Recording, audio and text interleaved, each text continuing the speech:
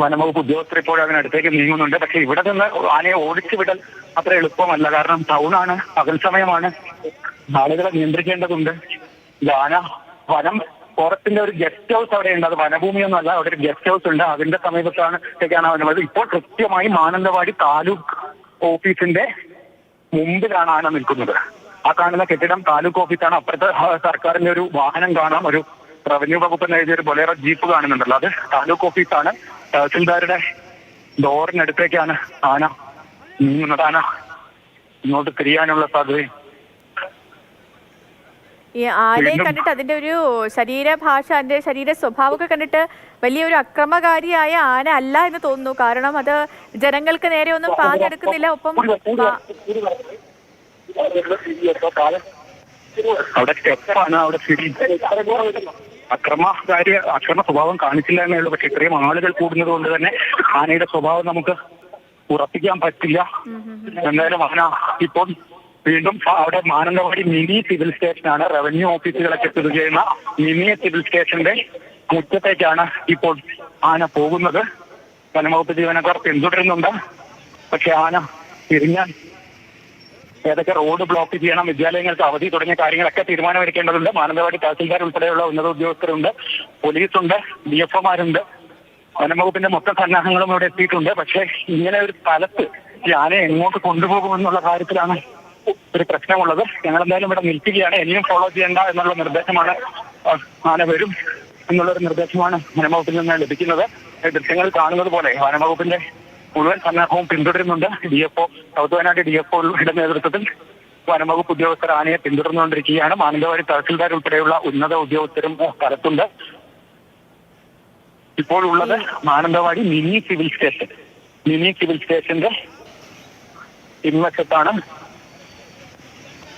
ശരി കമൽ, ഈ സമയം എന്ന് പറയുന്നത് സമയം ഒരു 8:30 സമയം അടുക്കുകയാണ്. ഈ സ്കൂള്, കോളേജ്, അതുപോലെ ഓഫീസ് സമയമൊക്കെ തുടങ്ങാൻ പോവുകയാണ്. അപ്പം അധികം ആരും അറിഞ്ഞു കാണില്ല. ചിലപ്പോൾ പ്രദേശവാസികളൊക്കെ ഒരുപാട് പേരിലേക്ക് ഈ വാർത്ത എത്തിക്കാണില്ലായിരിക്കും. അപ്പോൾ ഈ സ്കൂളിലേക്ക് വരുന്ന ആളുകളെ അതിനൊക്കെ ആ കാര്യങ്ങളിലൊക്കെ എങ്ങനെയാണ് ക്രമീകരണങ്ങളൊക്കെ? എങ്ങനെ ഒരു മൈക്ക് അനൗൺസ്മെന്റോ കാര്യങ്ങളോ അതൊക്കെ എന്തെങ്കിലും അവിടെ തുടങ്ങിയിട്ടുണ്ടോ?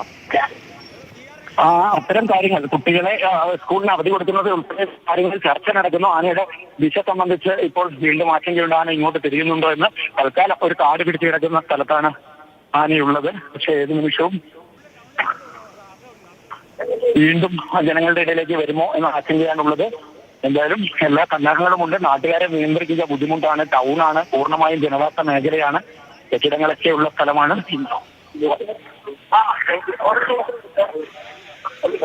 തഹസിൽദാർ എന്നോടൊപ്പം ഉണ്ട്. എന്താ പറയുന്നത് സാർ? ടൗണിൽ എത്തിയ കുട്ടികളെ, മാനന്തവാടി ടൗൺ സ്കൂളിൽ എത്തിയ കുട്ടികളെ സുരക്ഷിതമായിട്ട് സ്കൂളിൽ തന്നെ നിർത്താനും വരാത്ത കുട്ടികളെ തിരിച്ച് വീട്ടിലേക്ക് വരണ്ടെന്ന് രക്ഷിതാക്കളോട് പറയാനാണ് ഇപ്പൊ പറഞ്ഞിട്ടുള്ളത്. ഓക്കെ, മാനന്തവാടി തഹസിൽദാരുടെ വാക്കുകളാണ് കേട്ടത്. അദ്ദേഹം പറയുന്നത് സ്കൂളിൽ എത്തിയ കുട്ടികളെ സുരക്ഷിതമായി സ്കൂൾ കെട്ടിടത്തിനകത്ത് നിർത്തുക, മറ്റ് കുട്ടികളെ വീട്ടിൽ തന്നെ നിർത്തുക എന്നുള്ളൊരു നിർദ്ദേശമാണ് നൽകിയിരിക്കുന്നത്. ശരി ശരി. ഇപ്പൊ വിദ്യാഭ്യാസ സ്ഥാപനങ്ങൾക്കൊക്കെ അവധി പ്രഖ്യാപിച്ചുകൊണ്ടുള്ള ഒരു മുന്നൊരുക്കത്തിലേക്ക് മാനന്തവാടി ഭരണകൂടം, നഗരസഭ ഒക്കെ എത്തിച്ചേരുന്നു. തഹസിൽദാരുടെ വാക്കുകളാണ് നമ്മൾ കേട്ടത്. സ്കൂളിൽ എത്തിയ കുട്ടികളെ അവിടെ അവരെ സേഫായിട്ട് നിർത്തിയിട്ടുണ്ട്. ഇനി മറ്റുള്ളവർ, അതായത് സ്കൂളിലേക്ക് വരുന്ന കുട്ടികൾ, അവരിന്ന് പോകേണ്ട ആവശ്യമില്ല. കാരണം ആന ജനവാസ മേഖലയിൽ തന്നെ തുടരുകയാണ്. ഈ ആനയുടെ പോക്ക്, ദിശ, അത് സംബന്ധിച്ച ഒരു കൃത്യമായ സ്ഥിരീകരണം ഒന്നും നമുക്ക് ലഭ്യമല്ല. എന്താണെങ്കിലും അതീവ ജാഗ്രത നിലനിൽക്കുന്നു മാനന്തവാടി മേഖലയിൽ. വനം വകുപ്പ് ആനയെ പിന്തുടരുന്നുണ്ട്. ആനയുടെ പോക്ക് എങ്ങോട്ടാണ്, ദിശ എങ്ങോട്ടാണ് എന്നുള്ളൊരു കാര്യത്തിൽ ഇനിയും വ്യക്തത വന്നിട്ടില്ല. കമൽ പിന്തുടരുന്നുണ്ട് ആനയെ. ആനയുടെ തത്സമയ ദൃശ്യങ്ങളാണ് പ്രേക്ഷകർ മാതൃഭൂമി ന്യൂസിലൂടെ കാണുന്നത്. വയനാട്ടിൽ ജനവാസ മേഖലയിലാണ് കാട്ടാന ഇറങ്ങിയത്. കമൽ, വലിയ രീതിയിലൊരു മുന്നൊരുക്കത്തിലേക്കൊക്കെ പോവുകയാണ് ഭരണകൂടം. കാരണം വിദ്യാഭ്യാസ സ്ഥാപനങ്ങൾക്കടക്കം അവധി നൽകിയുള്ളൊരു മുന്നൊരുക്കത്തിലേക്ക് പോകുന്നു. കാര്യങ്ങളൊക്കെ കൂടുതൽ സങ്കീർണമാവുകയാണോ? ഇതേ രീതിയിലാണെങ്കിൽ അല്പം സങ്കീർണമാവുകയാണ് കാര്യങ്ങൾ. ഞാൻ പറഞ്ഞതുപോലെ നഗരമാണ്. എന്റെ മുന്നിൽ ഈ കാണുന്ന കെട്ടിടം മാനന്തവാടി കോടതി സമുച്ചയമാണ്. തൊട്ടടുത്തുള്ളത് മാനന്തവാടി താലൂക്ക് ഓഫീസാണ്. ട്രഷറി ഒരു 200 മീറ്റർ പോയാൽ മുനിസിപ്പൽ ബസ് സ്റ്റാൻഡായി. അവിടെ നിന്ന് അങ്ങോട്ട് നഗരം തുടങ്ങുകയാണ്.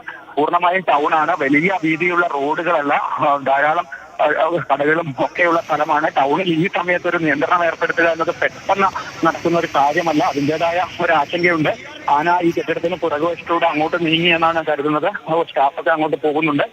എന്തായാലും ആനയെ കാട്ടിലേക്ക് കയറ്റുക എന്നത് വളരെ ദുഷ്കരമായ കാര്യമാണ്. കാരണം ഇന്ന് രാവിലെ മാത്രമാണ് ഈ ആന ഇറങ്ങിയ വിവരം അറിയുന്നത്. പാലുമായി പോയ ക്ഷീരകർഷകരാണ് പായോട് വെച്ച് ആനയെ കാണുന്നത്. പക്ഷെ ആന എവിടെയും നിലയുറപ്പിച്ചില്ല. കുറച്ചു സമയം പായോട് ശ്മശാനത്തിൽ നിന്ന് ഒഴിച്ചാൽ പിന്നീട് ആന നീങ്ങിക്കൊണ്ടേയിരിക്കുകയായിരുന്നു. KSRTC താഴെങ്ങാടി KSRTC ബസ് സ്റ്റേഷൻ വഴി കോടതി സമീപത്തേക്ക്, പോലീസ് സ്റ്റേഷന് സമീപത്തേക്കാണ് എത്തിയത്. അവിടെ നിന്ന് കോടതിയുടെ മുന്നിൽ പോകുന്ന ദൃശ്യങ്ങളൊക്കെയാണ് നമ്മൾ കണ്ടത്.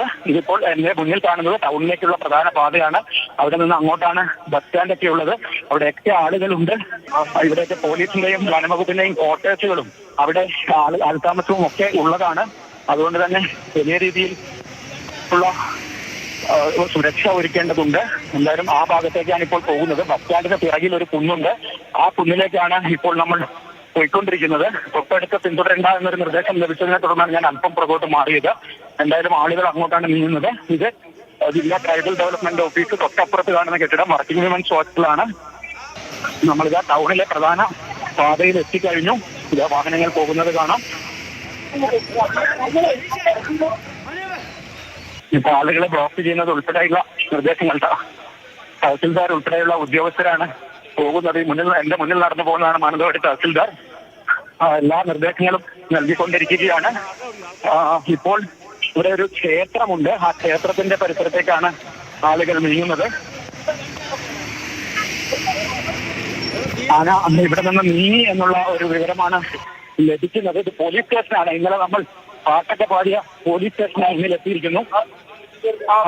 പോലീസ് സ്റ്റേഷൻ സമീപത്ത് കൂടി പോകുന്ന ഒരു റോഡാണ്. പോലീസ് സ്റ്റേഷനാണ്. ഗേറ്റ് അടച്ചിരിക്കുന്നു. അതിനപ്പുറത്ത് ഒരു ചെറിയ റോഡിലാണ് ഇപ്പോൾ എല്ലാവരും നോക്കുന്നത്. ഞാൻ അങ്ങോട്ട് ഇറങ്ങട്ടെ.